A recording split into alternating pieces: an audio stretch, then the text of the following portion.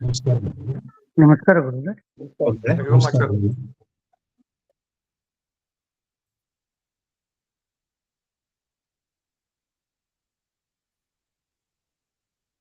ಒಳ್ಳೆ ಹರೇ ಶ್ರೀನಿವಾಸ, ಸಾಷ್ಟಾಂಗ ನಮಸ್ಕಾರಗಳು.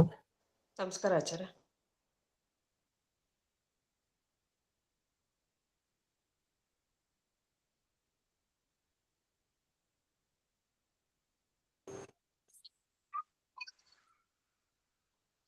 ಸುಮತಿಭಿರನುಮೇಯಂ ಶುಭ್ರಕಾಜಂ ಸಖಾಜಂ ನಮಸ್ಕಾರ ಗುರುಗಳಿಗೆ. ಸುಖಮಜಮನಪಾಜಂ ಮುಕ್ತ್ಯುಪಾಜಂ ವಿಮಾಜಂ ದ್ರಹಜಮಹಮಮೇಜಂ ಝೇಜಮಾಮ್ನಾಜಗೇಜಂ ಸದಜಮಸದಜೇಜಂ ಶ್ರೀಸಹಾಜಂ ಭಜೇಜಂ ಅಂಜನಾಸೂನು ಸಾನ್ನಿಧ್ಯಾತ್ ವಿಜಯೇನ ವಿರಾಚಿತಂ ಅಜಿತ ಪ್ರೀತಿಚರಕಂ ಭಜೇಹಂ ವಿಜಯಧ್ವಜಂ ತಪಸ್ವಾಧ್ಯಾಯ ಶುಶ್ರೂಷಾ ಕೃಷ್ಣ ಪೂಜಾರತಂ ಮುನಿಂ ವಿಶ್ವೇಶಮಿಷ್ಟದಂ ವಂದೇ ಪರಿಮ್ರಾಟ್ ಚಕ್ರವರ್ತಿನಂ. ಶ್ರೀ ಗುರುಭ್ಯೋ ನಮಃ. ಹರಿ ಓಂ. ಜನ್ಮಾದ್ಯಸ್ಯ ಜತೋನ್ಮಯಾದಿತರತಶ್ಚಾರ್ಥೇಷ್ವಭಿಘ್ನಸ್ವರಾಟ್ ತೇನೇ ಬ್ರಹ್ಮ ಹೃದಯ ಆದಿಪದೆ ನಮಸ್ಕಾರ ಗುರು.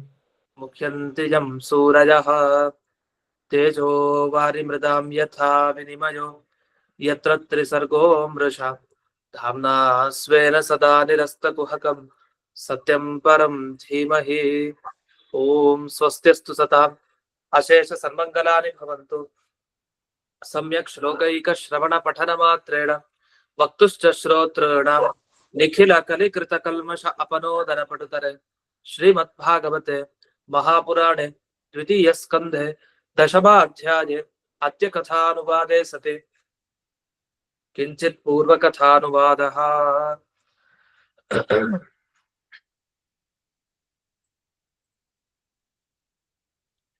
ಇಲ್ಲಿವರೆಗೆ ಭಗವಂತನ ಎರಡು ರೂಪದ ಬಗ್ಗೆ ತಿಳಿಸಿದ್ರು. ಒಂದು ಅವನದೇ ರೂಪ, ಅವನ ದೇಹ ಹೊರತು ಬೇರೆಯವರ ದೇಹ ಅಲ್ಲ, ಅವನದ್ದೇ ದೇಹ. ಆ ದೇಹ ಬೇರೆ ಅಲ್ಲ, ಅವನು ಬೇರೆ ಅಲ್ಲ. ಈ ತರ ಒಂದು ಭಗವಂತನ ರೂಪದ ಬಗ್ಗೆ ತಿಳಿಸಿದ್ರು. ಇನ್ನೊಂದು ರೂಪ ಯಾವುದು ಅಂದ್ರೆ ಅದು ಬ್ರಹ್ಮದೇವರ ದೇಹ. ಆದ್ರೆ ದೇವರಿಗೆ ಅದು ದೇಹ ಅನ್ನುವ ವರ್ಣನೆ ಮಾಡಿದ್ರು. ಅಲ್ಲ, ಬ್ರಹ್ಮದೇವರ ದೇಹ ದೇವರಿಗೆ ಹೇಗೆ ದೇಹ ಆಗೋದು ಅಂತಂದ್ರೆ ಅದಕ್ಕೆ ಪ್ರತಿಮೆ ತರ. ಬ್ರಹ್ಮದೇವರ ದೇಹ ಭಗವಂತನಿಗೆ ಪ್ರತಿಮೆ. ಹಾಗಾಗಿ ನಾವು ಯಾವ ರೀತಿ ಪ್ರತಿಮೆಯನ್ನು ನೋಡಿದಾಗ ಇದು ದೇವರ ದೇಹ, ದೇವರೇ ಇದು ಅಂತ ಭಾವಿಸ್ತಾ ಇರ್ತೀವೋ ಆ ರೀತಿ ಅಷ್ಟೇ ಹೊರತು ಭಗವಂತನ ರೂಪ ಅದು ವಿಲಕ್ಷಣ, ಅದು ಬ್ರಹ್ಮದೇವರ ದೇಹದ ತರ ಅಲ್ಲ ಅಂತ ಈ ತರ ಎಲ್ಲ ವಿವರಣೆ ಮಾಡ್ತಾ ಬಂದಿದ್ರು. ಅಂತೂ ದೇವರ ದೇಹ ಅಂದ್ರೆ ಅದು ಎರಡು ತರ. ಒಂದು ಅವನದ್ದೇ ದೇಹ, ಮತ್ತೊಂದು ಎಲ್ಲರ ದೇಹವೂ ಅವನದ್ದೇ ದೇಹ. ಹೇಗೆ ಅಂದ್ರೆ ಪ್ರತಿಮೆ ಅಂತ. ಇಷ್ಟಾಗಿ ಎರಡು ರೂಪದ ಬಗ್ಗೆ ತಿಳಿಸಿದ್ರು. ಒಂದನ್ನ ಸ್ಥೂಲ ಅಂತ ಕರೀತಾರೆ, ಮತ್ತೊಂದನ್ನ ಸೂಕ್ಷ್ಮ ಅಂತ ಕರೀತಾರೆ. ಸೂಕ್ಷ್ಮ ಅಂದ್ರೆ ಅದು ದೇವರ ರೂಪ. ಅದ್ರ ಬಗ್ಗೆ ಹಿಂದೆ ನಾವು ನೋಡಿದ್ವಿ ಭಗವಂತನ ರೂಪ ಹೇಗಿರುತ್ತೆ ಅಂತ. ಇನ್ನು ಸ್ಥೂಲ ರೂಪ, ಸ್ಥೂಲ ರೂಪ ಅಂದ್ರೆ ಸಮಗ್ರ ಬ್ರಹ್ಮಾಂಡ, ಇದೆಲ್ಲ ದೇವರ ದೇಹ. ಅದೇನರ್ಥ, ಎಲ್ಲಾ ಕಡೆ ದೇವರು ಇದಾನೆ ಒಳಗಡೆ ಅಷ್ಟೇ. ಆದ್ರಿಂದ ಒಳಗಡೆ ಇದ್ದಾಗ ಈ ಪ್ರತಿಮೆ ಅನ್ನೋದು ಹೇಗಿದೆ ಅಂತಂದ್ರೆ, ಅಂದ್ರೆ ಇಡೀ ಬ್ರಹ್ಮಾಂಡ ಅವನ ದೇಹದ ತರ ಕಾಣ್ತಾ ಇದೆ ಅಂತ. ಇಷ್ಟನ್ನೆಲ್ಲ ವರ್ಣನೆ ಮಾಡಿ ಈಗ 35ನೇ ಶ್ಲೋಕದಲ್ಲಿದ್ದೀವಿ. ಈ 35ನೇ ಶ್ಲೋಕದಲ್ಲಿ ಏನು ಹೇಳ್ತಾರೆ ಅನ್ನೋದನ್ನ ಗಮನಿಸೋಣ. ಅಮುನಿ ಭಗವತ್ ರೂಪೇ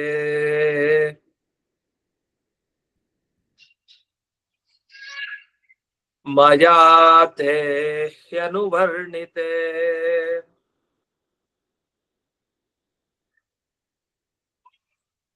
ಉಭೇ ಅಪಿ ನ ಗೃಹಂತಿ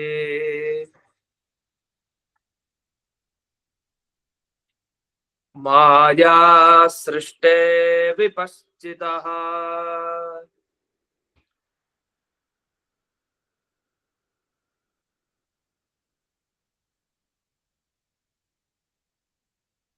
ಎರಡು ರೂಪವನ್ನ ಹೇಳಾಯ್ತು.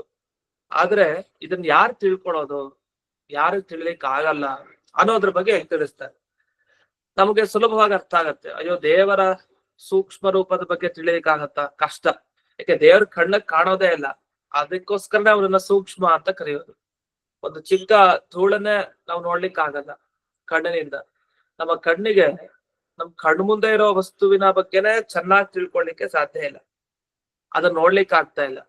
ಅಂದ್ಮೇಲೆ ಆ ದೇವರು ಎಲ್ಲೆಲ್ಲಿ ಇದಾನೋ ಗೊತ್ತಿಲ್ಲ, ಎಲ್ಲಾ ಕಡೆ ಇದಾನ ವಸ್ತುತಃ, ಅಷ್ಟಾದ್ರೂ ಗೊತ್ತಾಗಲ್ಲ. ಕಣ್ಮುಂದೆ ಎಲ್ರಿಗೂ ಕಾಣ್ತಾ ಇರೋ ವಸ್ತುನೇ ಕಾಣ್ತಾ ಇಲ್ಲ ನಮ್ಗೆ ಅಂದ್ಮೇಲೆ ಇನ್ನು ನಾವು ಕಣ್ಣಕ್ ಕಾಣಲ್ಲ ಅಂತ ಅನ್ಕೊಂಡಿರುವಂತಹ ದೇವರ ಸೂಕ್ಷ್ಮ ರೂಪ ತಿಳಿಯೋದಾದ್ರೂ ಹೇಗೆ ಅಂತ ಅದ್ರ ಬಗ್ಗೆ ಬಾಯ್ ಬಿಟ್ಟು ಹೇಳೋದ್ ಬೇಕಾಗಿಲ್ಲ ವಸ್ತುತಃ. ಯಾಕೆಂದ್ರೆ ವಿದ್ವಾಂಸರಿಗೆಲ್ಲ ಗೊತ್ತಾಗತ್ತೆ. ವಿದ್ವಾಂಸರು ಅಂದ್ರೆ ಇಲ್ಲಿ ಜ್ಞಾನಿಗಳು ಅಂತ ಅರ್ಥ. ಯಾರು ಚೆನ್ನಾಗಿ ಈ ಶಾಸ್ತ್ರ ಅಧ್ಯಯನ ಮಾಡಿ, ಸಾಧನೆ ಮಾಡಿ, ಧ್ಯಾನ ಮಾಡಿ ನಿರಂತರ ಅದರಲ್ಲೇ ಇರ್ತಾರೋ ಅಂಥವ್ರಿಗೆ ದೇವರ ಅಪರೋಕ್ಷ ಜ್ಞಾನ ಆಗಿರುತ್ತೆ. ಅಂಥ ದೊಡ್ಡ ಜ್ಞಾನಿಗಳು, ಆ ಜ್ಞಾನಿಗಳಿಗೆ ಮಾತ್ರ ಆ ಭಗವಂತ ನಿಲುಕ್ತಾನೆ. ಅಜ್ಞಾನಿಗಳು ಯಾರಿರ್ತಾರೆ ಅಂಥವ್ರಿಗೆ ಭಗವಂತ ನಿಲುಕಲ್ಲ. ಈ ಎರಡು ರೂಪ ನೋಡೋದು ಕಷ್ಟ, ಬ್ರಹ್ಮಾಂಡವನ್ನ ತಿಳ್ಕೊಳ್ಳೋದು ಕಷ್ಟ, ಆ ಪ್ರತಿಮೆ ಬಗ್ಗೆ ತಿಳಿಯೋದು ಕಷ್ಟ. ಇನ್ನು ನಿಜವಾಗಿ ದೇವರ ರೂಪದ ಬಗ್ಗೆ ತಿಳ್ಕೊಳಲ್ಲ ಅಂತ ಹೇಳೋದ್ ಬೇಕಾಗಿಲ್ಲ, ಅಷ್ಟು ಕಷ್ಟ ಇದೆ ಅಂತ ಅದನ್ನ ಹೇಳ್ತಾರೆ. ಅಮುನಿ ಭಗವದ್ ರೂಪೇ, ಈ ಎರಡು ಭಗವಂತನ ರೂಪ ಏನಿದೆ ಅದನ್ನ ನಿನಗೆ ನಾನು ಈಗ ತಾನೇ ವರ್ಣನೆ ಮಾಡಿದ್ದೀನಿ ಅಂತ. ಯಾರ್ಯಾರಿಗೆ ಹೇಳೋ ಮಾತಿದು? ಶುಕಾಚಾರ್ಯರು ತಾವು ಪರೀಕ್ಷಿತ್ ರಾಜನಿಗೆ ಹೇಳೋಂಥ ಮಾತು. ನೋಡು, ನಿನಗೆ ಎರಡು ರೂಪದ ಬಗ್ಗೆ ಹೇಳಿದ್ನಲ್ಲ, ಈ ಎರಡು ರೂಪವನ್ನು ಕೂಡ ನಗರನ್ ಹಂತೆ, ಇದ್ರ ಬಗ್ಗೆ ಗೊತ್ತೇ ಆಗಲ್ಲ, ಸರಿಯಾಗಿದ್ರೆ ಜ್ಞಾನ ಬರಲ್ಲ. ಯಾರಿಗ್ ಬರಲ್ಲ ಜ್ಞಾನ? ಅವಿಪಶ್ಚಿತ, ಅಜ್ಞಾನಿಗಳೇನಿದ್ದಾರೆ ಅಜ್ಞಾನಿಗಳಿಗೆ ಎರಡು ರೂಪದ ಬಗ್ಗೆ ಗೊತ್ತಾಗಲ್ಲ, ಜ್ಞಾನಿಗಳಿಗೆ ಮಾತ್ರ ಗೊತ್ತಾಗತ್ತೆ. ಯಾಕೆ ಗೊತ್ತಾ? ಮಾಯಾ ಸೃಷ್ಟೆ ಅಂತ ಹೇಳ್ತಾರೆ. ಇದು ದೇವರ ಇಚ್ಛೆ, ದೇವರ ಸಂಕಲ್ಪ, ಹಾಗಾಗಿ ಗೊತ್ತಾಗಲ್ಲ. ಯಾಕಂದ್ರೆ ಸೃಷ್ಟಿಯಾಗಿದ್ದೆ ಈ ಬ್ರಹ್ಮಾಂಡ ಬ್ರಹ್ಮದೇವರ ಮುಖಾಂತರ, ಅದು ಭಗವಂತನ ಇಚ್ಛೆಯಿಂದ, ಪ್ರಕೃತಿ ತತ್ವದಿಂದ ಸೃಷ್ಟಿಯಾಯ್ತು. ಇಂಥ ಈ ಬ್ರಹ್ಮಾಂಡದ ಬಗ್ಗೆ ಪರಿಚಯ ಇದ್ರೆ ಅದು ಬ್ರಹ್ಮದೇವರಿಗೆ ಮಾತ್ರ ಅಷ್ಟೇ. ಆಮೇಲೆ ಲಕ್ಷ್ಮೀ ದೇವಿಗಂತೂ ಇದ್ದೇ, ಹೊರತು ಯಾರಿಗೂ ಸರಿಗೆ ಇನ್ನ ಪರಿಚಯ ಇರೋದೇ ಇಲ್ಲ. ಯಾಕೆಂದ್ರೆ ಎಲ್ಲೋ ಒಂದೊಂದೊಂದೊಂದು ಸ್ವಲ್ಪ ಸ್ವಲ್ಪ ಅಜ್ಞಾನ ಇರುತ್ತೆ, ಪೂರ್ಣತೆ ಇರಲ್ಲ. ಇಷ್ಟನ್ನ ಶುಕಾಚಾರ್ಯರು ಈಗ ಪರೀಕ್ಷಿತ್ ರಾಜನಿಗೆ ತಿಳಿಸ್ಕೊಟ್ರು. ಇಲ್ಲಿ ಈ ಭಾಗವತ ಶ್ಲೋಕದಲ್ಲಿ ಕೆಲವರು ಬೇರೆ ಬೇರೆ ಅರ್ಥವನ್ನ ಮಾಡಿದ್ದಾರೆ. ಎಷ್ಟು ತಪ್ಪಾಗಿ ಅರ್ಥ ಮಾಡ್ತಾರೆ ಅನ್ಲಿಕ್ಕೆ. ಯಾಕೆ ಇದನ್ನ ಹೇಳ್ಬೇಕು ಅಂದ್ರೆ, ಆಚಾರ್ಯರು ಎಷ್ಟು ಚೆನ್ನಾಗಿ ಇದನ್ನ ಅರ್ಥೈಸಿದ್ದಾರೆ. ಒಂದೇ ಒಂದು ವಾಕ್ಯ ಇದೆ ಇಲ್ಲಿ, ಮಧ್ವಾಚಾರ್ಯ ವಾಕ್ಯ, ಈ ಭಾಗವತ ಈ ಪದ್ಯಕ್ಕೆ ವಿವರಣೆ ಮಾಡ್ತಾ, ಮಾಯಾ ಸೃಷ್ಟೇ ಜಗತಿ ಯೇ ಅವಿಪಶ್ಚಿತ ಅಂತ ಒಂದು ವಾಕ್ಯ ಬರೆದ್ರು. ಯಾಕೆ ಇದನ್ ಬರೆದ್ರು ಅಂತ, ಯಾಕಂದ್ರೆ ಸುಲಭವಾಗಿ ಅರ್ಥ ಆಗ್ಬಿಡುತ್ತೆ ಈ ಶ್ಲೋಕವನ್ನು ಓದಿದಾಗ. ಸಂಸ್ಕೃತ ಸ್ವಲ್ಪ ಬಂದ್ರು ಅರ್ಥ ಆಗ್ಬಿಡುತ್ತೆ. ಯಾಕೆ ಆಚಾರ್ಯರು ಇದಕ್ ವಿವರಣೆ ಮಾಡ್ತಾರೆ? ಗೊತ್ತಿದ್ದ ವಿಷಯ ತಾನೇ, ಇದನ್ನ ವಿವರಣೆ ಮಾಡೋ ಅಗತ್ಯ ಏನಿದೆ? ಈಗ ಯಾವ್ದಾರ ಒಂದು ಗ್ರಂಥಕ್ಕೆ ಏನಾರೊಂದು ಹೊಸದು ವ್ಯಾಖ್ಯಾನನೋ ಅದು ವಿವರಣೆನೋ ನಾವು ಮಾಡ್ಬೇಕು ಅಂದ್ರೆ ಅಪರೂಪದ ಅಂಶ ಇದ್ರೆ ಅದನ್ನ ತಗೊಂಡ್ ಬರಿಬೇಕು. ಗೊತ್ತಿದ್ದ ವಿಷಯನ ಎಷ್ಟ್ ಸಲಿ ಬರದೇನು ಉಪಯೋಗ? ಅದನ್ನೇ ಬಿಡಿಸಿ ಬರದೇನು ಉಪಯೋಗ? ಅದರಲ್ಲೂ ಮಧ್ವಾಚಾರ್ಯರ ವ್ಯಾಖ್ಯಾನ ಇಲ್ಲಿ ಮಾಯಾ ಸೃಷ್ಟೇ ಅವಿಪಶ್ಚಿತ, ಇದಲ್ಲೇನಿದೆ ಇದೆಲ್ಲ ಗೊತ್ತೇ ಆಗತ್ತೆ ಅರ್ಥ. ಅದರಿಂದ ಇಷ್ಟು ಶ್ಲೋಕವನ್ನಲ್ಲಿ ಈ ವಾಕ್ಯಕ್ಕೆ ಅರ್ಥ ಆಗಲ್ವಾ? ಆದ್ರೆ ಯಾಕೆ ಬರ್ದಿದ್ದಾರೆ ಅನ್ನೋದಕ್ಕೆ ಒಂದು ಸುಂದರವಾಗಿ ಒಂದು ವಿವರಣೆ ಇದೆ. ಅದನ್ನ ಹೇಗೆ ಅರ್ಥೈಸ್ಕೊಳ್ಬೇಕಂದ್ರೆ, ಈ ಬೇರೆಯವ್ರು ಯಾಕೆ ಏನ್ ತಪ್ಪು ಮಾಡಿದ್ದಾರೆ ಆ ತಪ್ಪನ್ನು ತಿದ್ದಲಿಕ್ಕೆ ಆಚಾರ್ಯ ಹಾಗೆ ಮಾಡಿತ್ತು. ನಿಜವಾದ ಅರ್ಥ ಬೇರೆಯವ್ರು ಮಾಡಿದ್ದಲ್ಲ, ನಿಜವಾಗಿ ಭಾಗವತ ಪದ್ಯಕ್ಕೆ ಈ ರೀತಿ ಅರ್ಥ ಇರೋದು ಅಂತ ತಿಳಿಸ್ತಾರೆ. ಹಾಗಾದ್ರೆ ಬೇರೆಯವ್ರು ಏನ್ ಅರ್ಥ ಮಾಡಿದ್ದಾರೆ, ಏನ್ ಎಡವಟ್ ಮಾಡಿದ್ದಾರೆ ಅಂತ ಬೇರೆಯವ್ರು ವ್ಯಾಖ್ಯಾನ ಮಾಡ್ತಾ, ಈ ಮಾಯಾ ಸೃಷ್ಟೆ ಅಂತಿದೆಯಲ್ಲ, ಈ ಮಾಯಾ ಸೃಷ್ಟೆ ಅನ್ನೋದನ್ನ ಹಿಂದಿನ ವಾಕ್ಯದ ಭಗವದ್ ರೂಪೇ ಅನ್ನೋದ್ರ ಜೊತೆ ಸೇರಿಸ್ಕೊಂಡ್ಬಿಟ್ರು. ಒಂದ್ ಶ್ಲೋಕಕ್ಕೆ ಅರ್ಥ ಹೇಳ್ಬೇಕಾದ್ರೆ ಎಷ್ಟ್ ಕಷ್ಟ ಅನ್ಲಿಕ್ಕೆ. ಮಾಯಾ ಸೃಷ್ಟೇ ಭಗವದ್ ರೂಪೆ ಅಂದ್ರೆ, ಈ ಮಾಯೆ ಇರುತ್ತಲ್ಲ, ಮಾಯೆ ಅಂದ್ರೆ ಜಗನ್ಮಾಯೆ ಅಂದ್ರೆ ಮೋಹಕ, ಈ ಮ್ಯಾಜಿಕ್ ಅಂತ ಅಂತಾರಲ್ಲ ಆ ಥರನೇ ಐಂದ್ರಜಾಲಿಕ ಸೃಷ್ಟಿ ಅಂತ ಹೇಳ್ತಾರೆ. ಅಂದ್ರೆ ಅದು ಸುಳ್ಳು, ವಾಸ್ತವಿಕವಾಗಿ ಯಾವುದೂ ಇಲ್ಲ, ಅದೆಲ್ಲ ಮಾಯ ಅಷ್ಟೇ. ಮಂಗಮಾಯ ಅಂತಾರಲ್ಲ ಹಾಗೆ ಮಾಯ. ಆ ಮಾಯ ಮುಖಾಂತರ ಸೃಷ್ಟಿಯಾಗಿದೆಯಂತೆ ಯಾವುದು? ಎರಡು ಭಗವಂತನ ರೂಪ. ಆ ಎರಡು ಭಗವಂತನ ರೂಪವನ್ನ ತಿಳ್ಕೊಳ್ಬೇಕು. ಯಾಕೆ? ಅದೆಲ್ಲ ಅಜ್ಞಾನಿಗಳಿಗಿರೋ ರೂಪ ಅದು ಅಂತ ವ್ಯಾಖ್ಯಾನ ಮಾಡ್ಬಿಟ್ರು ಕೆಲವರು. ಅಜ್ಞಾನಿಗಳು ತಿಳ್ಕೊಳ್ಳಿಕ್ ಪ್ರಯತ್ನ ಪಡ್ತಾರೆ ಈ ಎರಡು ಭಗವಂತನ ರೂಪಗಳ ಬಗ್ಗೆ. ಜ್ಞಾನಿಗಳು ಮಾತ್ರ ಹೋಗೋದೇ ಇಲ್ಲ ಹತ್ರಕ್ಕೆ. ನಮ್ಗೆ ಯಾಕೆ ಬೇಕಿದು? ಇದೆಲ್ಲ ಸುಳ್ಳು ರೂಪ, ಭಗವಂತನ ರೂಪಗಳೆಲ್ಲ ಇದು ಸುಳ್ಳು. ಯಾಕೆ? ಮಾಯಾ ಕಲ್ಪಿತ, ಎಲ್ಲ ಸುಳ್ಳು ರೂಪ ಅಂತ ಹೇಳಿ ಅನ್ಕೊಂಡಿರತ್ತೆ. ಯಾಕೆಂದ್ರೆ ಕೆಲವ್ರ ಮತದಲ್ಲಿ ಏನು ನಮಗ್ ಗೊತ್ತಿದೆ, ಕೆಲವ್ರ ಮತದಲ್ಲಿ ಈ ಏನು ಗುಣ ಇಲ್ಲದೆ ಇರುವಂತಹ ಒಬ್ಬ ದೇವರಿದ್ದಾನೆ, ಅವನ್ ಮಾತ್ರ ಸತ್ಯ, ಮಿಕ್ಕಿದದೆಲ್ಲ ಸುಳ್ಳು ಅಂತ ಹೇಳುವಂತ ಮತ. ಆ ಮತದ ಪ್ರಕಾರ ಏನು, ಭಗವದ್ ರೂಪೆ, ಭಗವಂತನ 2 ರೂಪ ಇಲ್ಲಿವರೆಗೆ ಏನ್ ವರ್ಣನೆ ಮಾಡಿದ್ರಲ್ಲ, ಒಂದು ಸ್ಥೂಲ ಸೂಕ್ಷ್ಮ ಅಂತ ಇದುವರೆಗೆ ಏನು ಶುಕಾಚಾರ್ಯರು ಪರೀಕ್ಷಿತ್ ರಾಜನಿಗೆ ಹೇಳಿದ್ರು, ಇದನ್ನೆಲ್ಲ ತಿಳ್ಕೊಳ್ಳೋರು ಯಾರು ಅಂದ್ರೆ ಅಜ್ಞಾನಿಗಳು ತಿಳ್ಕೊಳ್ತಾರೆ ಇಂಥ ರೂಪವನ್ನ. ಧ್ಯಾನ ಮಾಡೋದು ಕೂಡ ಅಜ್ಞಾನಿಗಳು ಧ್ಯಾನ ಮಾಡ್ತಾರೆ, ಹೊರತು ಜ್ಞಾನಿಗಳು ಮಾತ್ರ ಎಂದಿಗೂ ಇದನ್ನ ಸ್ವೀಕಾರ ಮಾಡಲ್ಲ ಅಂತ ಈ ತರ ಇದಕ್ಕೆ ಅರ್ಥ ಮಾಡಿದ್ದಾರೆ. ಇದ್ ಹೇಗೆ ಅರ್ಥ ಸಿಗತ್ತೆ ಅಂದ್ರೆ, ಈ ಕೊನೆ ಸಾಲಿನಲ್ಲಿ ಈ ಪದ್ಯದಲ್ಲಿ ಉಭೇ ಅಪಿ ನಗೃಹಂತಿ, ಉಭೇ ಅಪಿ 2 ರೂಪಗಳನ್ನು ನಗೃಹಂತಿ, ಅದನ್ನ ಗ್ರಹಣ ಮಾಡ್ಲಿಕ್ಕೆ ಅದರ ಬಗ್ಗೆ ಜ್ಞಾನ ಬರಲ್ಲ. ಯಾರಿಗೆ ಮಾಯಾ ಸೃಷ್ಟೇ ವಿಪಶ್ಚಿತ ಅಂತಿದೆಯಲ್ಲ, ಅಲ್ಲಿ ಮಾಯಾ ಸೃಷ್ಟೇ ಆದ್ಮೇಲೆ ಅಳ್ಳು ಹಾಕೊಬೇಕು, ಎಸ್ ಮಾರ್ಕು, ಮಾಯಾ ಸೃಷ್ಟೇ ಅವಿಪಶ್ಚಿತ ಅಂತ ಇರೋದು. ಇದು ಮಧ್ವಾಚಾರ್ಯರಿಗೆ ಅಭಿಪ್ರೇತವಾದ ಅರ್ಥ, ಅವಿಪಶ್ಚಿತ ಅನ್ನೋದನ್ನ ತಗೊಂಡಿದ್ದಾರೆ. ಆದ್ರೆ ಬೇರೆಯವ್ರು ಏನ್ ಮಾಡಿದ್ದಾರೆ, ಮಾಯಾ ಸೃಷ್ಟೇ ವಿಪಶ್ಚಿತ ಅಂತ ಬಿಡಿಸ್ಕೊಂಡಿದ್ದಾರೆ, ಅವಿಪಶ್ಚಿತ ಅಂತ ಮಾಡ್ಕೊಂಡಿಲ್ಲ. ಅಲ್ಲಿ ಅಳ್ಳು ಹಾಕೋಬೇಕು. ನಮ್ಮ ಪ್ರಕಾರ ಅಲ್ಲಿ ಅಳ್ಳಿದೆ, ಎಸ್ ಮಾರ್ಕ್ ಇದೆ. ಈ ಮಾಯಾ ಸೃಷ್ಟೇ ಅವಿಪಶ್ಚಿತ ಅನ್ನೋದಕ್ಕೆ ಅರ್ಥ ಏನು ಅದನ್ನ ಹೇಳಾಗಿದೆ ವಸ್ತುತಃ. ಏನರ್ಥ ನಮ್ಮ ಪ್ರಕಾರ, ಮಾಯಾ ಸೃಷ್ಟ ಅಂದ್ರೆ, ಮಾಯೆ ಅಂದ್ರೆ ದೇವರ ಇಚ್ಛೆ, ದೇವರ ಬಯಕೆ ಏನಿದೆಯಲ್ಲ ಅದಕ್ಕೆ ಮಾಯಾ ಅಂತ ಕರೀತಾರೆ. ದೇವರ ಇಚ್ಛೆಯಿಂದ ಸೃಷ್ಟಿಯಾಯ್ತು ಜಗತ್ತು. ಆ ಜಗತ್ತಿನಲ್ಲಿ ಯಾರ್ಯಾರು ಅವಿಪಶ್ಚಿತ, ವಿಪಶ್ಚಿತ್ ಅಂದ್ರೆ ಜ್ಞಾನಿ ಅಂತ ಅರ್ಥ, ಅವಿಪಶ್ಚಿತ್ ಅಂದ್ರೆ ಅಜ್ಞಾನಿ ಅಂತ ಅರ್ಥ.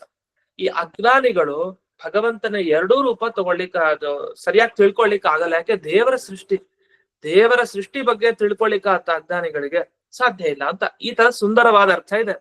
ಆದ್ರೆ ಇವ್ರೇನ್ ಮಾಡಿದ್ರು, ಮಾಯಾ ಸೃಷ್ಟೇ ವಿಪಶ್ಚಿತ ಅಂತ ಬಿಡಿಸ್ಕೊಂಡ್ರು ಬೇರೆಯವರು. ವಿಪಶ್ಚಿತ ಅಂದ್ರೆ ಜ್ಞಾನಿಗಳು ಏನು ಗ್ರಹಣ ಮಾಡ್ಲಿಕ್ಕೆ ಬರಲ್ಲ, ಜ್ಞಾನಿಗಳು ಇದನ್ನ ಬಿಟ್ಬಿಡ್ತಾರೆ ಅಂತ ಅರ್ಥ ಮಾಡಿದ್ದಾರೆ. ಅಲ್ಲ, ಜ್ಞಾನಿಗಳಾದ್ಮೇಲೆ ಇದೆರಡು ತಿಳ್ಕೊಳ್ಳಿಲ್ಲ ಅಂದ್ರೆ ಅವ್ರು ಜ್ಞಾನಿಗಳು ಅಂತ ಕರೀತಾರ? ಅಂತವ್ರನ್ನ ಜ್ಞಾನಿಗಳು ಅಂತ ಕರೆಯೋದೇ ಇಲ್ಲ. ಜ್ಞಾನಿಗಳು ಅಂತ ಆದ್ಮೇಲೆ ಭಗವಂತನ ಯಾವುದೇ ತರಹದ ರೂಪ ಇರ್ಲಿ, ಅದು ಸ್ಥೂಲ ಆಗ್ಲಿ ಸೂಕ್ಷ್ಮ ಆಗ್ಲಿ ಏನ್ ಬೇಕಾರಾಗ್ಲಿ, ಭಗವಂತನ ರೂಪವನ್ನು ತಿಳ್ಕೊಳ್ಲಿಕ್ಕೆ ಆಗತ್ತೆ ಅಂದ್ರೆ ಅಂಥವ್ರನ್ನ ಮಾತ್ರ ಜ್ಞಾನಿಗಳು ಅಂತ ಕರೆಯೋದು. ಆದ್ರೆ ಇವರು ಜ್ಞಾನಿಗಳಂತೆ, ಆದ್ರೆ ಅವ್ರಿಗೆ ಗೊತ್ತಾಗಲ್ವಂತೆ ಅಂತ ಅರ್ಥವನ್ನ ಮಾಡಿದ್ದಾರೆ. ಸರಿ, ಯಾಕೆ ಗೊತ್ತಾಗ್ಬಾರ್ದು ಇದು ಅಂತಂದ್ರೆ, ಅವರು ಜ್ಞಾನಿಗಳು ಉಪೇಕ್ಷೆ ಮಾಡ್ತಾರಂತೆ. ಇದೇನಿದು, ಈ ದೇವರ ರೂಪವನ್ನು ತಿಳ್ಕೊಂಡು ನಾವೇನ್ ಮಾಡ್ಬೇಕು, ಇದರ ಧ್ಯಾನ ಮಾಡಿ ನಮ್ಗೇನ್ ಉಪಯೋಗ ಇಲ್ಲ, ಇದನ್ನ ಕೇವಲ ಅಜ್ಞಾನಿಗಳು ಮಾತ್ರ ಧ್ಯಾನ ಮಾಡ್ತಾ ಕೂತಿರ್ತಾರೆ, ಇದೆಲ್ಲ ನಮಗ್ ಸಂಬಂಧಪಟ್ಟಿಲ್ಲ ಅಂತ.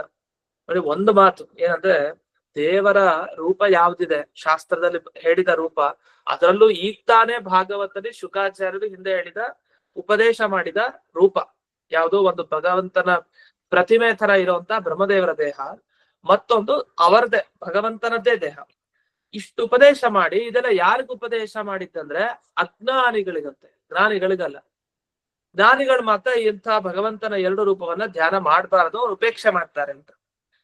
ಯಾಕೆಂದ್ರೆ ಅವ್ರಿಗೆ ಇದರಿಂದ ಏನು ಉಪಯೋಗ ಇಲ್ಲ ಅಂತ. ವಸ್ತುತಃ ಯಾವುದೇ ಭಗವಂತನ ರೂಪನೂ ಕೂಡ ನಮಗ್ ಉಪಯೋಗಕ್ಕೆ ಬರಲ್ಲ, ನಮ್ಗಿದ್ ಬೇಕಾಗಿಲ್ಲ, ಈ ಭಗವಂತನ ಈ ರೂಪ ಧ್ಯಾನ ಮಾಡಿ ನಮ್ಗೇನಾಗ್ಬೇಕು ಅಂತ ಜ್ಞಾನಿಗಳು ಯಾವತ್ತೂ ಯಾರು ಅನ್ಕೊಳಲ್ಲ. ಯಾಕಂದ್ರೆ ಯಾವುದೇ ಭಗವಂತನ ರೂಪ ಆದ್ರೂ ಅದು ಬಹಳ ವಿಶಿಷ್ಟ, ವೈಶಿಷ್ಟ್ಯ ಪೂರ್ಣ, ವಿಶಿಷ್ಟವಾದ ರೀತಿಯಲ್ಲಿ ಶಕ್ತಿಯನ್ನು ಹೊಂದಿರುತ್ತೆ, ವಿಶಿಷ್ಟ ಅನುಗ್ರಹವನ್ನು ಮಾಡುತ್ತೆ. ಅಂದ್ರೆ ಯಾವುದೇ ಒಂದು ಭಗವಂತನ ರೂಪಕ್ಕೆ ಔದಾಸೀನ್ಯವನ್ನ ತೋರ್ಸೋ ಹಾಗೆ ಇಲ್ಲ. ಅಂಥದ್ರಲ್ಲಿ ಜ್ಞಾನಿಗಳಾದವರೆಲ್ಲ 2 ಭಗವಂತನ ರೂಪವನ್ನು ತಿಳ್ಕೊಳ್ಳಿಕ್ ಇಷ್ಟಪಡಲ್ಲ. ಯಾಕಂದ್ರೆ ಅವರಿಂದ ಇದರಿಂದ ಏನು ಉಪಯೋಗ ಇಲ್ಲ, ಇದೆಲ್ಲ ಸುಳ್ಳು ಇದು ಅಂತ. ಹಾಗಾದ್ರೆ ಈ ರೀತಿ ವ್ಯಾಖ್ಯಾನ ಮಾಡ್ತಾ ಹೋದ್ರೆ ಭಗವಂತನ ರೂಪಗಳು ಕೆಲವು ಬೇಡ, ಕೆಲವುದು ಭಗವಂತನ ರೂಪ ನಮಗ್ ಬೇಕು. ಯಾವ್ದು ಇವ್ರಿಗೆ ಬೇಕು ಅಂತಂದ್ರೆ, ಇಲ್ಲಿವರೆಗೆ ಹೇಳಿದ ಭಗವಂತನ ರೂಪದಲ್ಲಿ ಗುಣ ಇದೆ, ಅದು ಚಿಕ್ಕದಾಗಿದೆ, ಮತ್ತೆ ಅದಕ್ಕೆ ಹುಟ್ಟಿಲ್ಲ, ನಾಶ ಇಲ್ಲ, ಮತ್ತೆ ಮಾತು ಮನಸ್ಸುಗಳಿಗೆ ನಿಲುಕಲ್ಲ, ಶಂಖ ಚಕ್ರ ಗದಾಧಾರಿಯಾಗಿದೆ ಅಂತೆಲ್ಲ ಇಟ್ಕೊಳ್ಳಿ. ಇಂಥ ಶಂಖ ಚಕ್ರ ಗದೆಗಳನ್ನೆಲ್ಲ ಧರಿಸಿರೋ ರೂಪ ಇದೆಯಲ್ಲ, ಇದೆಲ್ಲ ಸುಳ್ಳಂತೆ. ಭಗವಂತನ ರೂಪ ಇದು ಸುಳ್ಳು. ಯಾಕಂದ್ರೆ ನಿಜವಾಗಿ ಭಗವಂತನ ರೂಪ ಹೇಗಿರುತ್ತೆ ಗೊತ್ತಾ ಅಂತ ಬೇರೆಯವ್ರ ವ್ಯಾಖ್ಯಾನ ಮಾಡೋದು. ಅವ್ರೇನ್ ಹೇಳ್ತಾರೆ ಅಂದ್ರೆ, ಶಂಖ ಚಕ್ರ ಗದೆಗಳು ಯಾವುದೂ ಇರಲ್ಲ, ಅವನಲ್ಲಿ ಆನಂದ ಇಲ್ಲ, ಜ್ಞಾನ ಇಲ್ಲ, ಸುಖ ಇಲ್ಲ. ಆನಂದ ಇನ್ನೊಂದು ಸುಖ ಇಲ್ಲ. ಇನ್ನು ಶಕ್ತಿ ಇದೆಯಾ, ಅವನಿಗೆ ಶಕ್ತಿ ಇಲ್ಲ. ಅವನಿಗೊಂದು ಆಕಾರ ಇದೆಯಾ, ಅವನಿಗೊಂದು ಆಕಾರ ಇಲ್ಲ, ಏನು ಇಲ್ಲ ಅವನಲ್ಲಿ. ನಿರ್ಗುಣ ಬ್ರಹ್ಮ ಅಂತ ಕರೀತಾರೆ. ಶುದ್ಧ ಬ್ರಹ್ಮ. ಶುದ್ಧ ಬ್ರಹ್ಮ ಅದೇನೋ ಏನು ಇಲ್ದೇ ಇರೋ ಬ್ರಹ್ಮ ಅಂತ ಅರ್ಥ. ಅವನೇ ನಿಜವಾಗಿ ದೇವರು ಅಂತ ಹೇಳ್ತಾರೆ. ಆ ದೇವರ ಬಗ್ಗೆ ಧ್ಯಾನ ಮಾಡ್ಬೇಕು ಯಾರೋ ಜ್ಞಾನಿಗಳು. ಅದು ಬಿಟ್ಟು ಈ ಸ್ಥೂಲ ರೂಪ ಈ ಸೂಕ್ಷ್ಮ ರೂಪವನ್ನು ಯಾಕೆ ಮಾಡ್ತಾರೆ ಅಂತ ಹೀಗೆ ವ್ಯಾಖ್ಯಾನವನ್ನು ಮಾಡಿದ್ದಾರೆ. ಇನ್ ಕೆಲವ್ರು ಅರ್ಥ ಬರದು ಇದೇ ಶ್ಲೋಕಕ್ಕೆ. ಅವ್ರೇನ್ ಅರ್ಥ ಬರೀತಾರೆ ಅಂದ್ರೆ, ಪರೀಕ್ಷಿತ ನಿನಗ್ ನಾನು ಹೇಳಿದ್ದೀನಿ, ವಸ್ತುತಃ ಏನಂದ್ರೆ ನನಗಿದು ಬೇಕಾಗಿಲ್ಲ, ಯಾಕಂದ್ರೆ ನಾನು ಜ್ಞಾನಿ. ಯಾರು ಶುಕಾಚಾರ್ಯ ಅನ್ಕೊಂಡು ಹೇಳ್ತಾ ಇರೋದಂತೆ. ಯಾಕಂದ್ರೆ ಮಯಾತೇಹಿ ಅನುವರ್ಣಿತೆ, ನಾನ್ ನಿನಗೆ ಇಷ್ಟು ಇಲ್ಲಿವರೆಗೆ ಈ ಸ್ಥೂಲ ಸೂಕ್ಷ್ಮ ಅಂತ ಏನು ಎರಡು ಭಗವಂತನ ರೂಪವನ್ನು ಹೇಳಿದ್ರೆ, ವಸ್ತುತಃ ಇದರ ಉಪಯೋಗ ನನಗಿಲ್ಲ. ಯಾಕೆಂದ್ರೆ ನಾನು ಜ್ಞಾನಿ. ಅದನ್ನ ನನ್ನಂಥ ಜ್ಞಾನಿಗಳು ಈ ಎರಡು ರೂಪವನ್ನ ತಿಳ್ಕೊಳ್ಳೋ ಅಗತ್ಯ ಇಲ್ಲ. ನನಗೆ ನೇರವಾಗಿ ಭಗವಂತನ ರೂಪ ಗೊತ್ತಾಗತ್ತೆ ಬೇರೆ ತರ ಅಂತ ಉಪದೇಶ ಕೊಟ್ರು. ಆದ್ರೆ ಪರೀಕ್ಷಿತ್ ರಾಜನಿಗೆ ಇದನ್ನ ಯಾಕೆ ಉಪದೇಶ ಕೊಟ್ರು? ಏನ್ ಪರೀಕ್ಷಿತ್ ರಾಜ ಅಜ್ಞಾನಿನ ಅಥವಾ ಅಜ್ಞಾನಿ ನೀನು ಈ ಉಪದೇಶ ಪಡ್ಕೋ, ನೀನ್ ಧ್ಯಾನ ಮಾಡ್ತಾ ಕೂತ್ಕೋ, ನನಗಿದ್ ಸಂಬಂಧ ಇಲ್ಲ ಅಂತ ಈ ತರ ಯಾರಾದ್ರೂ ಉಪದೇಶ ಕೊಡೋರು ಕೊಡ್ತಾರ ಶಿಷ್ಯರಿಗೆ? ಅದು ಶುಕಾಚಾರ್ಯರು ಪರೀಕ್ಷಿತ್ ರಾಜನಿಗೆ ಇಂಥ ಉಪದೇಶ. ಅಷ್ಟೇ ಅಲ್ಲದೆ ಇನ್ನೊಂದು ಅವ್ರ ವ್ಯಾಖ್ಯಾನ ಯಾಕೆ ಸರಿ ಇಲ್ಲ ಬೇರೆಯವ್ರು ಮಾಡಿದ್ದು ಅಂತಂದ್ರೆ, ಭಾಗವತದ ಮೊದಲಿಗೆ ಉಪದೇಶ ಕೊಡ್ತಾ ಅಜ್ಞಾನಿಗಳು ಯಾವ ಭಗವಂತನ ರೂಪವನ್ನ ಧ್ಯಾನ ಮಾಡ್ತಾರೋ ಅಂಥ ರೂಪ ಉಪದೇಶ ಕೊಡ್ತಾರೋ, ಅಥವಾ ಜ್ಞಾನಿಗಳು ಯಾವ ಭಗವಂತನ ರೂಪ ಧ್ಯಾನ ಮಾಡ್ತಾರೋ ಅಂತ ಉಪದೇಶ ಕೊಡ್ತಾರೋ. ಇಲ್ಲಿ ಈ ಶ್ಲೋಕದ ಪ್ರಕಾರ ಅವ್ರ ಪ್ರಕಾರ ಏನ್ ಅರ್ಥ ಇದೆ? ಬೇರೆಯವ್ರ ಪ್ರಕಾರ ಅಜ್ಞಾನಿಗಳು ಎರಡು ರೂಪ ಧ್ಯಾನ ಮಾಡ್ತಾ ಕೂತಿರ್ತಾರೆ ಅಂತ ಇದನ್ನ ಹೇಳೋ ಅಗತ್ಯ ಏನಿದೆ? ಅಸಂಬದ್ಧ. ಆದ್ರಿಂದ ಈ ರೀತಿ ಅನೇಕರು ಒಬ್ಬೊಬ್ರು ಒಂದೊಂದ್ ರೀತಿಯಲ್ಲಿ ತಾವು ಅಜ್ಞಾನಿಗಳಿಗೆ ಸಂಬಂಧಪಟ್ಟ ಹಾಗೆ ಎರಡು ದೇವ್ರ ರೂಪ ಅಂತ ವರ್ಣನೆ ಮಾಡಿದ್ದಾರೆ. ಆದ್ರೆ ಅದು ತಪ್ಪು. ಹಾಗಲ್ಲ. ಇದೆಲ್ಲ ಜ್ಞಾನಿಗಳೇ ತಾವು ಎರಡು ರೂಪಗಳನ್ನ ತಿಳ್ಕೊಳ್ಳಿಕ್ಕೆ ಸಾಧ್ಯ. ಇದು ಅಜ್ಞಾನಿಗಳ ಕೈಲಿ ಆಗಲ್ಲ ಅಂತ ಇದನ್ನ ಅರ್ಥ ಮಾಡಿದವರು ಮಧ್ವಾಚಾರ್ಯರು. ಅದ್ ಹೇಗ್ ಮಾಡಿದ್ರು ಅಂದ್ರೆ, ಅವರ ಮಾತು ಹೇಗಿದೆ? ಮಾಯಾ ಸೃಷ್ಟೇ ಜಗತಿ ಏ ಅವಿಪಶ್ಚಿತ. ಮಾಯಾ ಸೃಷ್ಟ ಅಂದ್ರೆ ಏನರ್ಥ? ಅದು ಅವ್ರೇನ್ ಮಾಡಿದ್ರು, ಮಾಯಾ ಸೃಷ್ಟ ಅನ್ನೋದನ್ನ ದೇವರ ಎರಡು ರೂಪಕ್ಕೆ ಹಾಕೊಂಡು, ದೇವರ ಎರಡು ರೂಪ ಇದೆಯಲ್ಲ, ಭಗವತ್ ರೂಪೇ, ಭಗವಂತನ ಎರಡು ರೂಪ, ಅದು ಮಾಯಾ ಸೃಷ್ಟೆ, ಅದು ಸುಳ್ಳು, ಮಾಯಾ ಕಲ್ಪಿತ ಅಂತ ಹೇಳಿದ್ರು. ಆದ್ರೆ ಮಾಯಾ ಸೃಷ್ಟ ಯಾವುದು? ಈ ಜಗತ್ತು. ಹಾಗಾದ್ರೆ ಈ ಜಗತ್ತು ಕಲ್ಪಿತನ? ಜಗತ್ತೆಲ್ಲ ಸುಳ್ಳ? ಕಲ್ಪನೆ ಮಾಡೋದು ಅಂತಂದ್ರೆ ಅದು ಇಲ್ದೇ ಇರೋದನು ಅಂತ ಅರ್ಥ. ಈಗ ಇವನು ಒಳ್ಳೆಯವನು ಆದ್ರೂ ನಾನು ಕೆಟ್ಟವನು ಅಂತ ನಾನು ಕಲ್ಪನೆ ಮಾಡ್ತೀನಿ, ನಾನು ಭಾವಿಸ್ತಾ ಇದ್ದೀನಿ. ಸುಳ್ಳದು. ವಾಸ್ತವಿಕವಾಗಿರೋ ಸ್ವರೂಪ ಬೇರೆ. ಆದ್ರೆ ಇವರು ಚಿಂತನೆ ಮಾಡೋದು, ಹಾಗೆ ಧ್ಯಾನ ಮಾಡೋದು. ಅದೇ ತರ ಜಗತ್ತನ್ನ ಮಾಯಾ ಸೃಷ್ಟ ಅಂತಂದ್ರೆ ಏನರ್ಥ?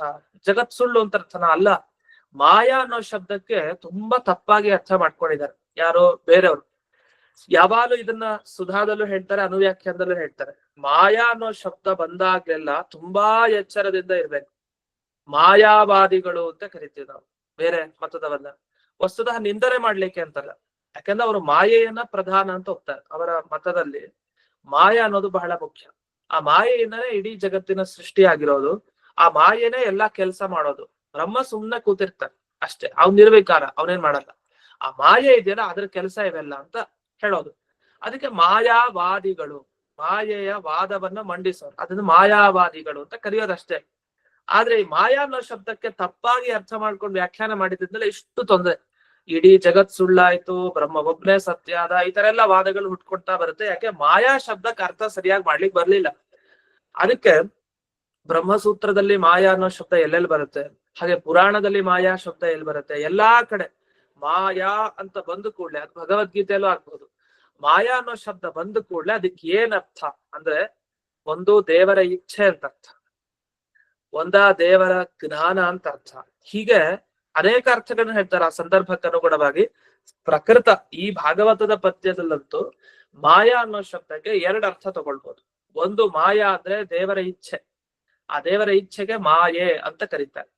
ಇನ್ನೊಂದು ಪ್ರಕೃತಿ ತತ್ವ ಏನಿದೆಯಲ್ಲ, ಅಂದ್ರೆ ಇಡೀ ಜಗತ್ತಿನ ಸೃಷ್ಟಿಯಾಗಿದ್ದು ಪ್ರಕೃತಿ ತತ್ವದಿಂದ, ಆ ಪ್ರಕೃತಿಗೆ ಮಾಯಾ ಅಂತ ಕರೀತಾರೆ. ಅಂದ್ರೆ ಲಕ್ಷ್ಮಿ ದೇವಿ ಯಾವ ವಸ್ತುವಿಗೆ ಅಭಿಮಾನಿನಿ ದೇವತೆಯಾಗಿದ್ದಾಳು ಅಂತ ಪ್ರಕೃತಿ ತತ್ವಕ್ಕೆ ಮಾಯಾ ಅಂತ ಕರೀತಾರೆ. ಹಾಗಾದ್ರೆ ಮಾಯಾ ಸೃಷ್ಟ ಯಾವುದು? ಈ ಜಗತ್ತು. ಸುಳ್ಳಲ್ಲ ಇದು. ಪ್ರಕೃತಿ ತತ್ವವನ್ನ ಬಳಸ್ಕೊಂಡು ದೇವರೇ ಸೃಷ್ಟಿ ಮಾಡಿದ್ದಾನೆ ಬ್ರಹ್ಮದೇವರ ಮುಖಾಂತರ. ಅಂತ ಈ ಜಗತ್ತಿನಲ್ಲಿ ಯಾರು ಅವಿಪಶ್ಚಿತ, ಅಜ್ಞಾನಿಗಳು ಯಾರಿರ್ತಾರೆ, ಅವರಿಗೆ ಈ ಎರಡು ರೂಪದ ಬಗ್ಗೆ ಗೊತ್ತಾಗಲ್ಲ ಸರಿಯಾಗಿ ಅಂತ. ಇದು ಸರಿಯಾಗಿದೆ, ಒಳ್ಳೆ ಅರ್ಥ. ಅದು ಬಿಟ್ಟು ಮಾಯಾ ಸೃಷ್ಟ ಅಂದ್ರೆ, ಮಾಯಾ ಅಂದ್ರೆ ಜಗನ್ಮಾಯೆ, ಜಗತ್ತನ್ನೇ ಏನು ಜಗತ್ತನ್ನೇ ಕಲ್ಪಿತ ಇದು ಸುಳ್ಳು ಅಂತ ತೋರಿಸ್ಕೊಡುವಂತ ಒಂದು ಮಾಯೆ ಇದೆಯಲ್ಲ ಅದು ಅಂತ. ಅದು ಇನ್ನೊಂದು ಭಾಷೆಯಲ್ಲಿ ಹೇಳ್ಬೇಕು ಅಂದ್ರೆ ಬೇರೆಯವ್ರ ಪ್ರಕಾರ ಮಾಯಾ ಅನ್ನೋ ಶಬ್ದಕ್ಕೆ ಅವಿದ್ಯೆ ಅಂತ ಅರ್ಥ, ಅಜ್ಞಾನ ಅಂತ ಅರ್ಥ. ಅಜ್ಞಾನ ಅಂದ್ರೆ ನಮ್ಗೆ ಈಗಿರೋ ಅಜ್ಞಾನ ಅಲ್ಲ, ಇದಲ್ಲ. ಅಂದ್ರೆ ಈಗ ನಮ್ಗೆ ಯಾರ್ದೋ ಬಗ್ಗೆ ಗೊತ್ತಿರಲ್ಲ, ನಾವು ಅವ್ರ ಬಗ್ಗೆ ತಿಳ್ಕೊಳ್ತೀವಿ. ಅಥವಾ ಶಾಸ್ತ್ರ ಕೆಲವು ಗ್ರಂಥಗಳು ಪಾಠ ಆಗಿರಲ್ಲ, ನಮ್ಗೆ ಅಜ್ಞಾನ ಇದೆ ಅಂತ ಹೇಳ್ತೀವಿ. ಇಂಥ ಅಜ್ಞಾನ ಅಲ್ಲ, ಈ ಸಂಸಾರಕ್ಕೆ ಬರ್ಲಿಕ್ಕೆ ಕಾರಣವಾದ ಒಂದು ಅಜ್ಞಾನ ಇದೆ. ಆ ಅವಿದ್ಯೆ ಅಜ್ಞಾನ ಇರೋದ್ರಿಂದ ನಾವು ಈ ಸಂಸಾರಕ್ಕೆ ಬಂದಿದ್ದೇವೆ. ಆ ಅವಿದ್ಯೆ ಆ ಅಜ್ಞಾನವನ್ನ ಮಾಯಾ ಅಂತ ಕರೀತಾರೆ. ಅಂಥ ಮಾಯೆ ಏನಿದೆಯಲ್ಲ ಅದೇ ಇಡೀ ಜಗತ್ತಿಗೆ ಕಾರಣ. ಭಗವಂತ ಕಾರಣ ಅಲ್ಲ, ಬ್ರಹ್ಮನಿಂದ ಸೃಷ್ಟಿಯಾಗಿದ್ದಲ್ಲ. ಚತುರ್ಮುಖ ಬ್ರಹ್ಮದೇವರಂತೂ ದೂರ ಬಿಡಿ, ಆ ಬ್ರಹ್ಮನ್ ಬಗ್ಗೆ ಮಾತಾಡಲ್ಲ. ಚತುರ್ಮುಖ ಬ್ರಹ್ಮ ದೂರ, ನಿಜವಾದ ಬ್ರಹ್ಮನೂ ದೂರನೇ. ಯಾರೋ ಸಗುಣ ಬ್ರಹ್ಮ ಅಂತ ಹೇಳ್ತೀವಿ, ಅಂತ ವಿಷ್ಣು ಅಥವಾ ಕೃಷ್ಣ ರಾಮ ಇವರೆಲ್ಲನೂ ದೂರನೇ, ಅವ್ರದ್ದು ಅಲ್ಲ ವ್ಯಾಪಾರ. ಇಡೀ ಜಗತ್ತನ್ನ ಸೃಷ್ಟಿ ಮಾಡಿದ್ದು ಆ ಮಾಯೆ ಅಂತ. ಉದಾಹರಣೆ ಕೊಡ್ತಿದೆ. ಈ ಹಗ್ಗವನ್ನ ನೋಡಿ ಹಾವು ಅಂತ ತಿಳ್ಕೊಳ್ತಾನೊಬ್ಬ. ಹಗ್ಗವನ್ನ ನೋಡ್ತಾನೆ, ಆದ್ರೆ ಕತ್ತಲಿತ್ತು, ತುಂಬಾ ಬೆಳಕಿಲ್ಲ. ಹಾಗಾಗಿ ಅಂತ ಸಂದರ್ಭದಲ್ಲಿ ಹಗ್ಗವ ನೋಡಿ ಹಾವು ಅಂತ ತಿಳ್ಕೊಂಡ. ಯಾಕೆ ಹೀಗ್ ತಿಳ್ಕೊಂಡ ಅಂದ್ರೆ ಅವನ ಅಜ್ಞಾನದಿಂದ ತಿಳ್ಕೊಂಡ, ಮಾಯೆಯಿಂದ ತಿಳ್ಕೊಂಡ ಅಂತ ಹೇಳ್ತಾರೆ. ಮಾಯೆಯಿಂದ ತಿಳ್ಕೊಂಡ. ವಸ್ತುತಃ ಚೆನ್ನಾಗಿ ಬೆಳಕಿದ್ರೆ ಅವನಿಗೆ ಗೊತ್ತಾಗ್ತಾ ಇದೆ ಹಗ್ಗ ಅಂತ. ಆದ್ರೆ ಅಷ್ಟಿರ್ಲಿಲ್ಲ, ಆದ್ರಿಂದಾಗಿ ಮಾಯೆ ಅಜ್ಞಾನ ಆವರಿಸ್ತು. ಅಜ್ಞಾನದಿಂದಾಗಿ ಹಗ್ಗವ ನೋಡಿ ಹಾವಿನ ಸೃಷ್ಟಿ ಅವನೇ ಮಾಡ್ಕೊಂಡ. ವಸ್ತುತಃ ಹಾವು ಅನ್ನೋ ಪದಾರ್ಥ ಇಲ್ಲ, ಹಾವಿನ ಸೃಷ್ಟಿ ಮಾಡ್ಕೊಂಡ. ಹೇಗ್ ಮಾಡ್ಕೊಂಡ? ಮಾಯೆಯಿಂದ ಮಾಡ್ಕೊಂಡ ಒಬ್ಬ ವ್ಯಕ್ತಿ. ಅದೇ ತರ ಸಮಗ್ರ ಜಗತ್ತಿನ ಸೃಷ್ಟಿ ಅದೊಂದು ಮಾಯೆಯಿಂದ ಆಗೋಗಿದೆ. ವಾಸ್ತವಿಕವಾಗಿ ಇದೆಲ್ಲ ಹಗ್ಗದಲ್ಲಿ ಕಾಣೋ ಹಾವಿನ ತರ ಹೊರತು ಹಗ್ಗದ ತರ ಅಲ್ಲ. ಹಗ್ಗದ ತರ ಇರೋ ವಸ್ತು ಯಾವುದು? ಅದೇ ನಿರ್ಗುಣ ನಿರ್ವಿಕಾರ ಬ್ರಹ್ಮ. ಆ ಬ್ರಹ್ಮನನ್ನು ನೋಡಿ ಜಗತ್ತಿದೆ ಅಂತ ಈ ಅಜ್ಞಾನ ಮಾಯೆ ತೋರಿಸ್ತಾ ಇದೆ ಅಂತ. ಇದು ಬೇರೆಯವರ ವ್ಯಾಖ್ಯಾನ. ಅಂದ್ರೆ ಇದೆಲ್ಲ ಅಪ್ರಾಮಾಣಿಕವಾದ ವ್ಯಾಖ್ಯಾನ, ಪ್ರಮಾಣ ಇಲ್ಲ. ಏನೋ ಒಂದು ಶ್ಲೋಕಕ್ಕೆ ವ್ಯಾಖ್ಯಾನ ಮಾಡ್ಲಿಕ್ಕೆ ಬರುತ್ತೆ ಅಂತ ಹೀಗ್ ಮಾಡೋದ ತುಂಬಾ ಅಸಂಬದ್ಧ ಅಂತ ಇದನ್ನ ಖಂಡನೆ ಮಾಡಿದ್ದಾರೆ. ಹಾಗಾಗಿ ಈ ಭಾಗವತದ ಪದ್ಯದಲ್ಲಿ ಮುಂದೆ ಕೊನೆ ಲೈನಲ್ಲಿ ಬರುವಂತಹ 2 ಶಬ್ದ ಇದೆಯಲ್ಲ, ಮಾಯಾ ಸೃಷ್ಟೆ ಅವಿಪಶ್ಚಿತ, ಈ 2 ಶಬ್ದಕ್ಕೆ ಅರ್ಥ ಗೊತ್ತಾಗ್ದೇನೆ ಏನೇನೇನೋ ಅರ್ಥ ಮಾಡಿದ್ದಾರೆ. ಅದಕ್ಕೆ ಮಧ್ವಾಚಾರ್ಯರು ಸರಿಯಾಗಿ ಅರ್ಥ ಮಾಡಿ ಅದನ್ನು ಬಿಡಿಸಿದ್ದಾರೆ. ಅದನ್ನ ಮಾಯಾ ಸೃಷ್ಟೆ ಆದ್ಮೇಲೆ ಎಸ್ ಮಾರ್ಕ್ ಇಲ್ದೆ ಹೋದ್ರೆ ಅದನ್ನ ಹಾಕೋಬೇಕು. ಅವಿಪಶ್ಚಿತ ಅಂತ ಅರ್ಥ ಅದಕ್ಕೆ ಹೊರತು ವಿಪಶ್ಚಿತ ಅಂತ ಅಲ್ಲ. ಆ ಶಬ್ದ ಇರೋದು ಅವಿಪಶ್ಚಿತ ಅನ್ನೋ ಶಬ್ದ. ಇದು ಮಾಯಾ ಸೃಷ್ಟಿ ಅನ್ನೋ ಶಬ್ದವನ್ನ ಅದು ಬೇರೆ ಅಂತಾನೆ ಭಾವಿಸ್ಬೇಕು. ಹಿಂದಿನ ಸಾಲಿನ ಭಗವದ್ ರೂಪೇ ಅಂತ ಹೇಳಿದೆ, ಅದ್ರ ಜೊತೆಗೆ ಅದಕ್ಕೆ ಸಂಬಂಧ ಇಲ್ಲ. ಅದೇ ಅರ್ಥ ಹೇಳೋದ್ ಬೇರೆ, ಇದೇ ಅರ್ಥ ಹೇಳೋದ್ ಬೇರೆ. ಅದರಿಂದ ಇಷ್ಟನ್ನ ನಾವು ನೋಡ್ಕೊಂಡ್ರೆ ಈ ಶ್ಲೋಕಕ್ಕೆ ಸರಿಯಾದ ಅರ್ಥ ಗೊತ್ತಾಗುತ್ತೆ. ಇದನ್ನ ಆಚಾರ್ಯರು ತಿಳಿಸಿದ್ದು, ಇದು ಕೊಡುಗೆ. ಸರಿ, ಇದಾದ್ಮೇಲೆ ಮುಂದಕ್ಕೆ ಹೋಗೋಣ. ಇಲ್ಲಿ 36ನೇ ಶ್ಲೋಕದಲ್ಲಿ ಇನ್ನೂ ಸ್ವಲ್ಪ ಕಠಿಣ ವಿಷಯನ ಹೇಳ್ತಾರೆ, ಸ್ವಲ್ಪ ಬೇರೆ ತರ ವಿಷಯ. ಅದಾದ್ಮೇಲೆ ಮತ್ತೆ ಸುಲಭವಾದ ವಿಷಯಗಳು ಬರ್ತಾ ಹೋಗುತ್ತೆ. ಇನ್ನೊಂದು ಶ್ಲೋಕ ಇದು ಕಷ್ಟ. ಆಮೇಲೆ ಸಾತ್ವಿಕ, ರಾಜಸ, ತಾಮಸ ಅಂತ ಕೆಲವು ವಿಭಾಗಗಳನ್ನು ವರ್ಣಿಸ್ತಾ ಹೋಗ್ತಾರೆ. ಮುಂದಿನ ಶ್ಲೋಕಕ್ಕೆ ಹೋಗೋಣ. 36ನೇ ಶ್ಲೋಕ. ಸವಾಚ್ಯವಾಚಕತಯಾ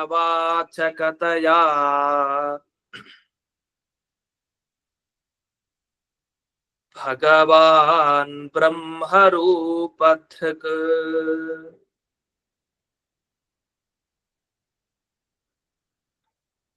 ನಾಮರೂಪ ಕ್ರಿಯಾ ಧತ್ತೆ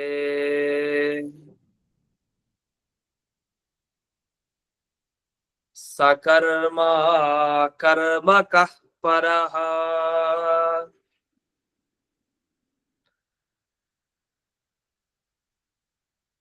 ಇದುವರೆಗೆ ಏನ್ ಹೇಳಿದ್ರು ಅಂತ ನೆನಪಿಸ್ಕೊಡ್ತಾರೆ. ಮೊದಲಿಗೆ ಬ್ರಹ್ಮದೇವರ ದೇಹದಲ್ಲಿ ಪರಮಾತ್ಮ ಸೇರ್ಕೊಂಡಿದ್ದಾನೆ. ಯಾರು? ವಿರಾಟ್ ರೂಪಿ ಪುರುಷ. ಪುರುಷ ಸೂಕ್ತ ಹೇಳುವಂತ ಪರಮಾತ್ಮ ಇದರಲ್ಲ ಪುರುಷ, ಅವನು ಬ್ರಹ್ಮದೇವರ ದೇಹದ ಒಳಗಡೆ ಇದ್ದ. ಬ್ರಹ್ಮದೇವರಿಗೆ ಪ್ರೇರಣೆ ಮಾಡಿ ಸೃಷ್ಟಿಯನ್ನ ಮಾಡಿಸ್ದ. ಅದಾದ್ಮೇಲೆ ಸ್ಥಿತಿಯನ್ನು ತಾನು ಮಾಡಿಸ್ತಾನೆ ಬ್ರಹ್ಮದೇವರ ಮುಖಾಂತರ. ತಾನೇ ಒಳಗಡೆ ನಿಂತು ಎಲ್ಲ ಕೆಲಸ ಮಾಡಿಸ್ತಾನೆ. ಸೃಷ್ಟಿ ಮಾಡಿ ಬಿಟ್ಬಿಟ್ರೆ ಸಾಕ, ಕಾಪಾಡೋದ್ ಬೇಡ್ವಾ? ತಂದೆ ತಾಯಿಗಳಿಂದ ಮಕ್ಕಳ ಸೃಷ್ಟಿ ಆಯ್ತು, ಮಕ್ಕಳನ್ನ ಸೃಷ್ಟಿ ಮಾಡಿದ್ಮೇಲೆ ಮಕ್ಕಳು ನೋಡ್ಕೊಳ್ದೆ ಇದ್ರೆ ತಪ್ಪಾಗತ್ತೆ. ಬ್ರಹ್ಮದೇವರಿಂದ ಸೃಷ್ಟಿಯನ್ನು ಮಾಡಿಸ್ತಾರೆ.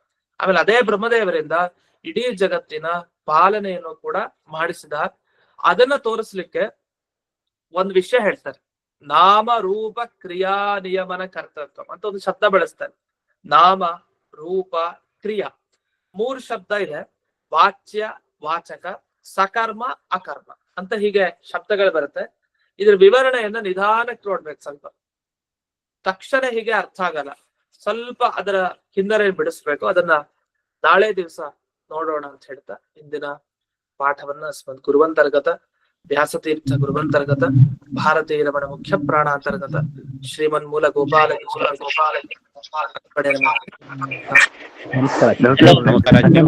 ಧನ್ಯವಾದ ನಮಸ್ಕಾರ ಗುರು. ಅಷ್ಟಾಂಗ ನಮಸ್ಕಾರ ಆಚಾರ್ಯ. ನಮಸ್ಕಾರ ಗುರುಗಳೇ. ನಮಸ್ಕಾರ ಗುರುಗಳೇ.